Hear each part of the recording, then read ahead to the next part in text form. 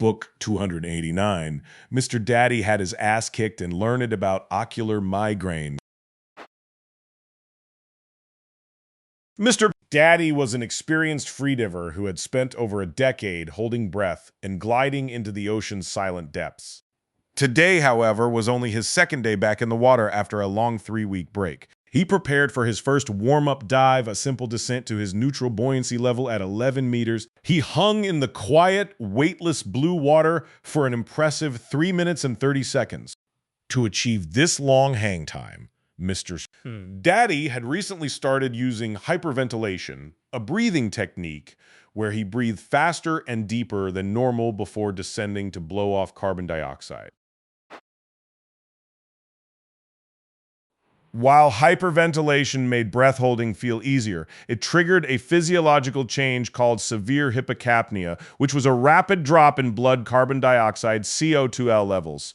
Because CO20 was the primary regulator of blood flow to the brain, high CO2 levels dilated cerebral vessels while low CO2 caused them to constrict tightly. By hyperventilating, Mr.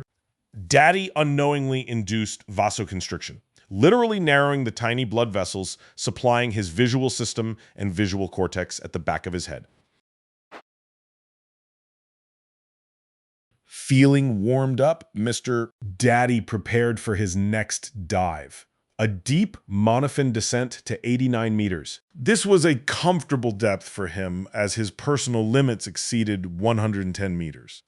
Before the dive, he performed full lung packing, adding roughly 2.5 LUM more of air on top of his lung capacity.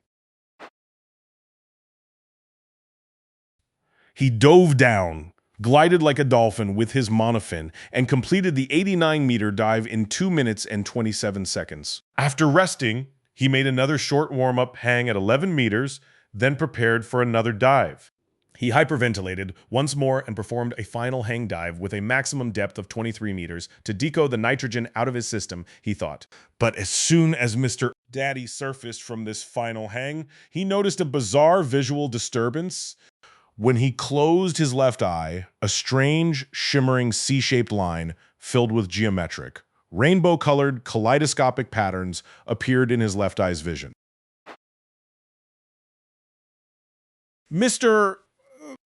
Daddy waited for 10 minutes, but the shimmering, kaleidoscopic C-shaped line showed no sign of fading or weakening. He decided to make another deep dive to see what was going on, staring at the afterimage in his vision as he descended. As he passed 30 meters, the shimmering line was still clearly visible. He began to worry, wondering if this visual disturbance was a symptom of decompression sickness, DCS, caused by physical nitrogen bubbles expanding in his body's tissues. But the moment Mr. Daddy reached 48 meters and made his turn, the shimmering rainbow pattern instantly disappeared. The sudden vascular and environmental changes at depth acted like a reset button for his visual system. Later, he consulted LLM and learned that the phenomenon was likely either decompression sickness, taravana, or a scintillating scotoma, a functional wave of electrical and vascular disturbance in the visual brain or retina, also known as a visual migraine aura. Because it looked exactly like the visual aura that people had described on the internet, he tended to think the latter. The AI explained that on his 23-meter hang dive, he hyperventilated before his dives, blowing off a large amount of CO2. This induced cerebral and retinal vasoconstriction, literally narrowing the small blood vessels supplying his visual system. Then he did full lung packing, which temporarily blocked blood from returning to the heart, dropping blood pressure and reducing blood flow to the brain. Then, when he surfaced, took a breath, and released that pressure, a sudden rebound wave of blood surged back into the constricted brain vessels. This violent shift from low flow, high pressure to high flow could spark a localized wave of abnormal electrical activity in the brain known as cortical spreading depression, CSD. KSD slowly spread across the visual cortex, causing the characteristic C-shaped, shimmering, rainbow-colored geometric pattern in vision.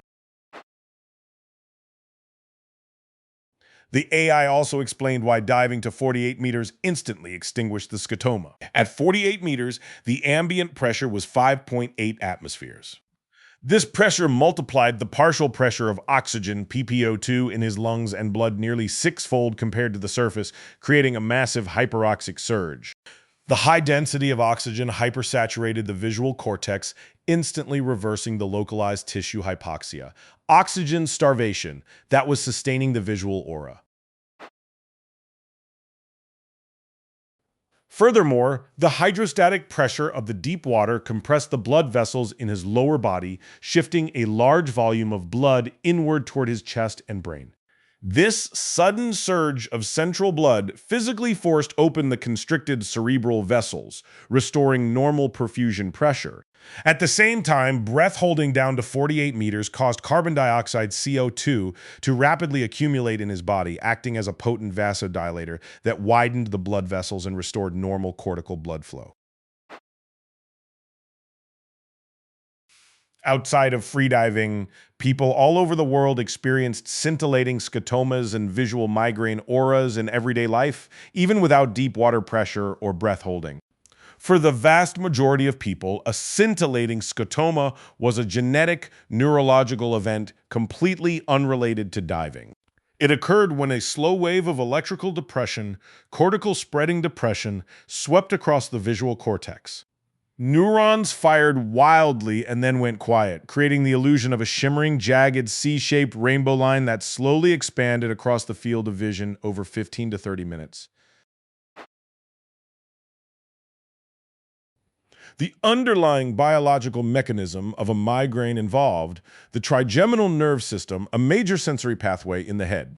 When hyperactive, it released inflammatory neuropeptides, such as CGRP, calcitonin gene-related peptide, around the blood vessels of the brain. Fluctuations in brain chemicals, particularly serotonin, also played a major role.